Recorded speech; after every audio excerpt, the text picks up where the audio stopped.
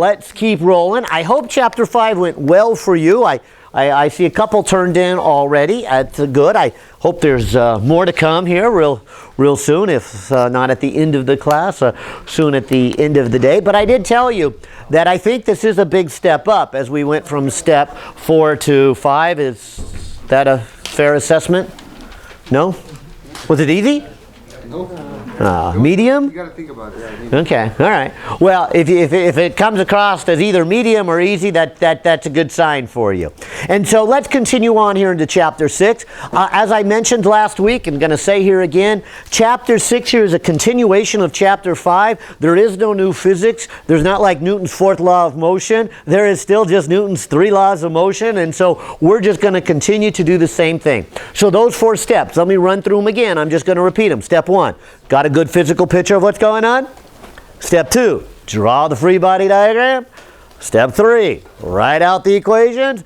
Step 4, solve the equations. And that's exactly what you're going to see today here. And so let me just continue to do the same thing. The only thing that we're going to add is 3 different types of acceleration, ones that you've been exposed to. We just didn't do them in this chapter 5. And so I said last week, I'll say, notice why you do chapter 5. Everything you do will be going faster or slower. Nothing will be turning. So if I were to describe this new chapter, I would say, all right, here is Newton's 3 laws of motion, and we are just going to continue with the same thing, Newton's 3 laws of motion. And we're going to look at 3 more cases. We're going to look at things that are moving in a circle. So I will call this circular motion. Now I must admit, even that breaks down into 2 pieces. One of them is what happens if you just go in a circle at a constant speed versus going in a circle and changing your speed, maybe faster, maybe slower. So more on that in a minute here. Number 2, after we look at that, we'll say, okay, what happens if you're trying to analyze the world or trying to discover your motion while you're in an accelerating reference frame? And this one I touched on also. And this is going to be the easiest of the 3 cases. We're going to take the easy road out and just say, don't do it from an accelerating reference frame. Newton's laws don't work. Step out of it, then do it. But there are kind of some neat little tricks that you will learn later in your education. But for right now, it's probably best if I just kind of say, look, just step out of the accelerating frame and let's worry about these other problems.